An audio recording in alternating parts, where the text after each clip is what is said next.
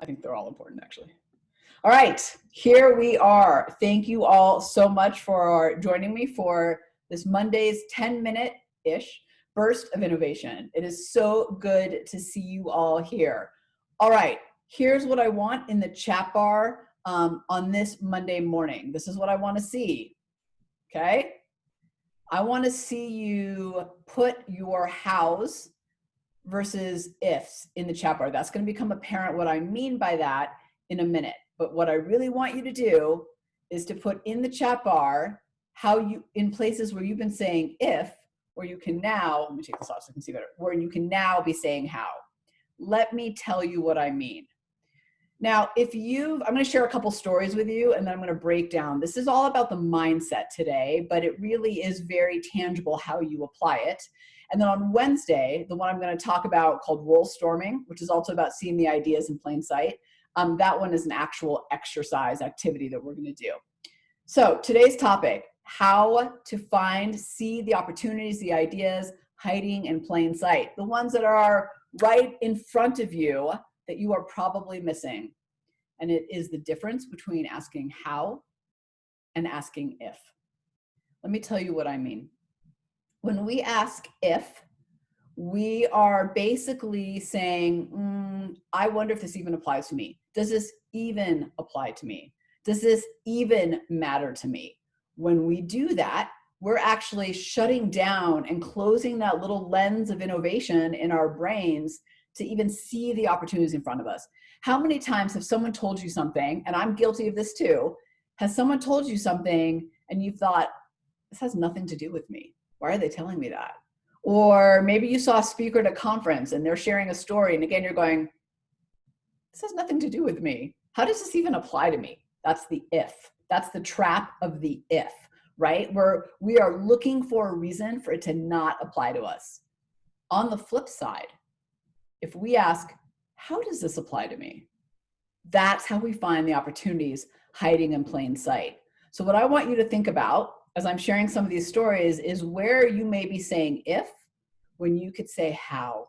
When we say if, when we ask if, we're shutting it down. We are not opening them up to the opportunities because we're basically saying like, do we let this in or do we not let this in? Versus how, which is more about, well, how do I solve this problem? How do I apply this to my world? How do I learn something?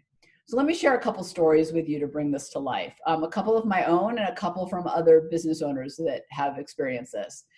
So if you've seen me speak at conferences, I know some of you have, you might remember, or actually, frankly, if you're in the tribe and you did the last Innovation Jam session that we did together, you know that I often start with agreements, right? This is kind of our handshake of how we're going to behave in our time together.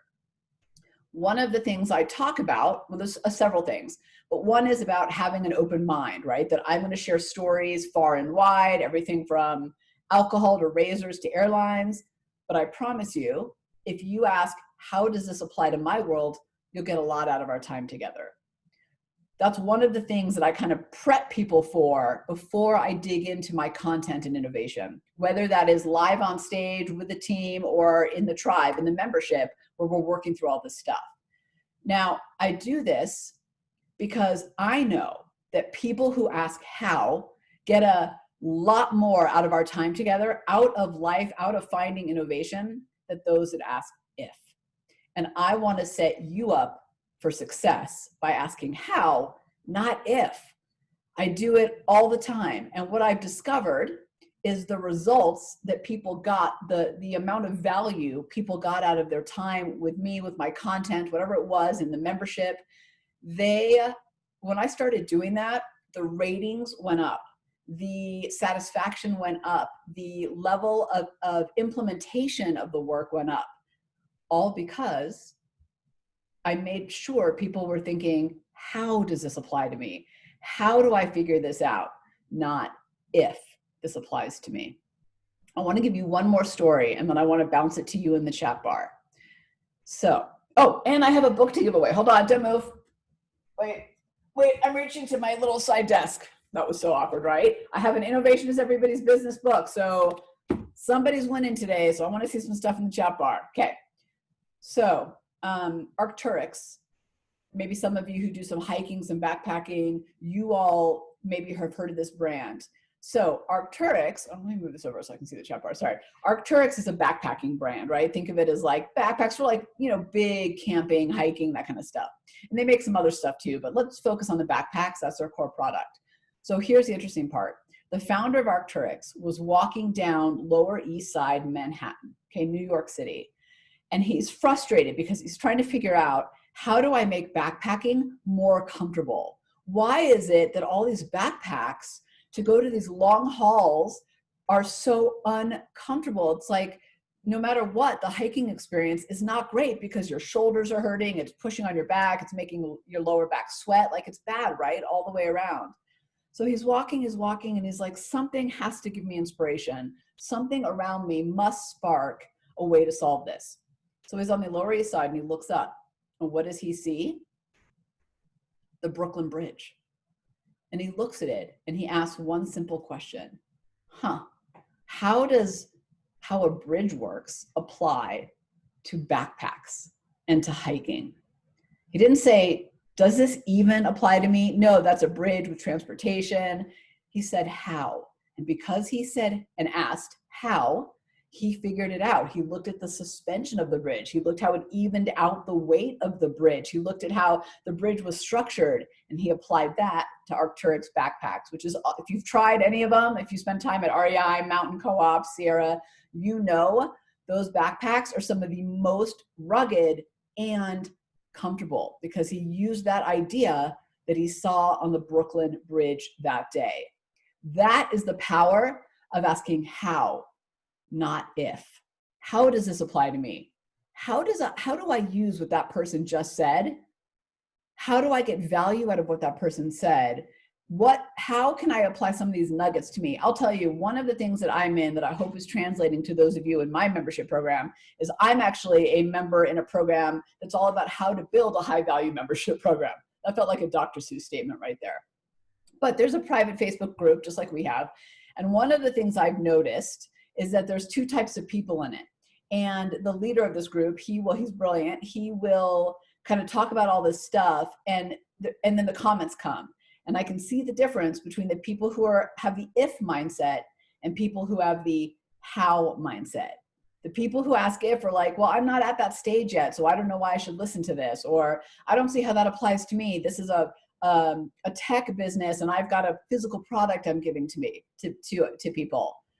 But people with the same businesses in the same positions on the other side who go, oh, I'm going to learn from this. How does this apply to me? How do I apply it to my world, even though my world's a little different? They're the ones thriving and getting the results and posting and bragging on the site because they're figuring out how to apply it.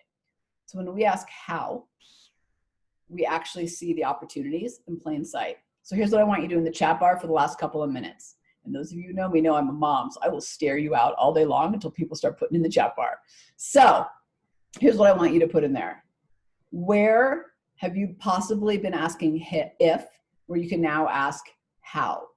What how questions can you ask in your world?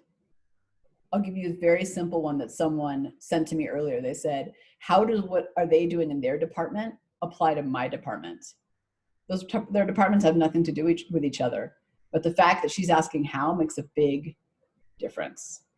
All right, put it in the chat bar. Win a book. Okay, Dennis put, I've started a new business. Hold on, let me read this. I love to read them because I want everyone to get the value. I've started a new business. I'm working with 2 colleagues. We were discussing if we find a unique approach in my last meeting. I explained we will find a unique, innovative approach. It's just a matter of how. Exactly, right? So can you see Dennis's story just now? So his colleagues were saying if, when they should have been saying how. And because of that, right, the minute you switch to how, oh my gosh, Dennis said he sent them each a copy of my book. Thank you, Dennis. I appreciate that. Thank you. Because you switch to how, right, that's how you find the ideas, not if.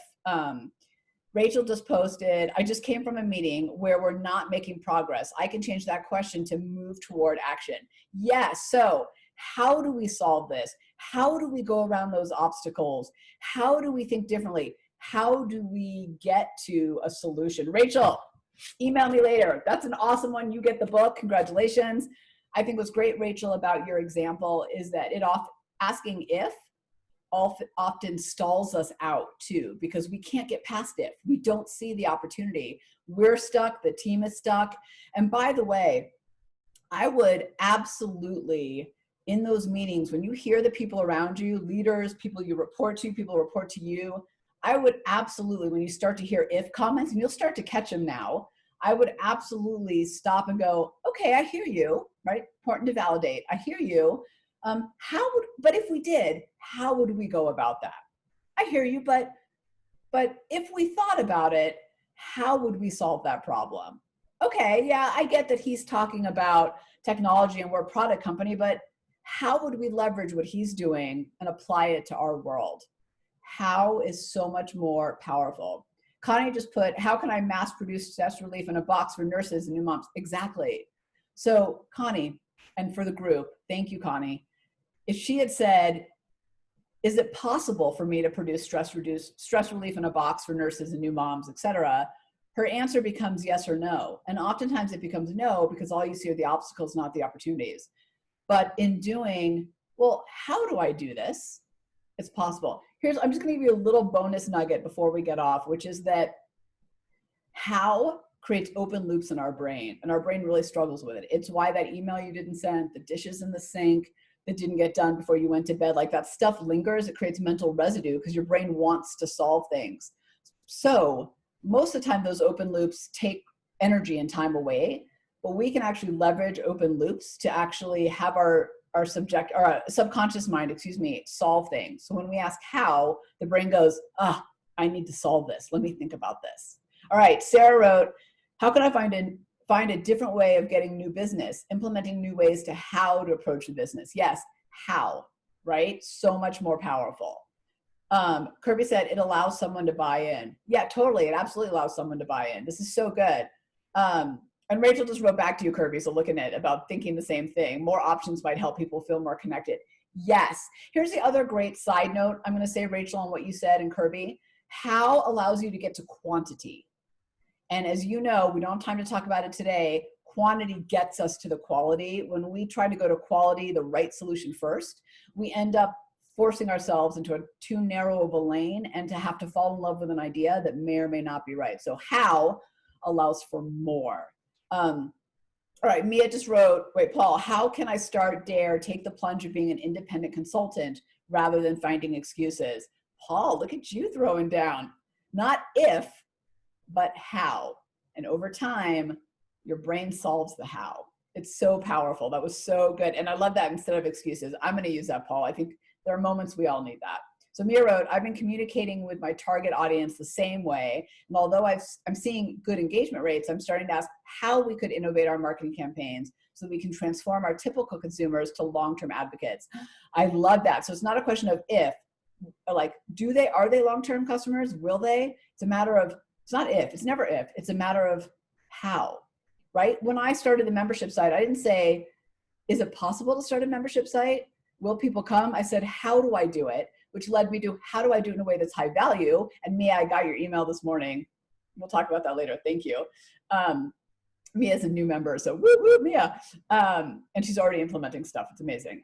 So Paul said, I think with coronavirus, we all had to think how instead of if. Yeah, maybe that's a good example to get people past it. Yeah, Paul, that is a great example. And I'll just tell you really quickly, there were a lot of us that forced into how because we had no choice. And what I want to see us do is take that how mentality that some of us have actually picked up and use it all the time. It's all about the how. All right, last one I'm going to read that Kirby says is green buildings think, how do we allow building to become more green as the customer defines it? Yeah, totally different, right? Than if. Is it possible to do this? It's all about the how. I'll tell you, just to close out, my dad, who's a serial entrepreneur and my rock and one of my best friends, he is the master of how. He has overcome things in his life, business and personal, because he's always thinking, well, how do I get around that obstacle? It's never an if, like, am I stopped in my tracks or not? Can I do this? It's never can or can't. It's just how for him. And it's been a great example for me in my life. So, all right, everyone, that was Monday's burst. Thank you for being so wonderfully engaged this Monday morning. Rachel, email me so that I can get you the book. Dennis, thank you for sending the book. Mia, I'm so glad to have you on here, and for your comment about already implementing 4 days into the membership tribe. Like, just made my day. Sarah, good to see you. Kirby, all of you. Thank you, thank you. So good to have you all. I will see you Wednesday, where we're going to talk about role storming and this activity that gets people a little bit out of their trap and helps them see the opportunities in front of them. Okay, we will all talk soon.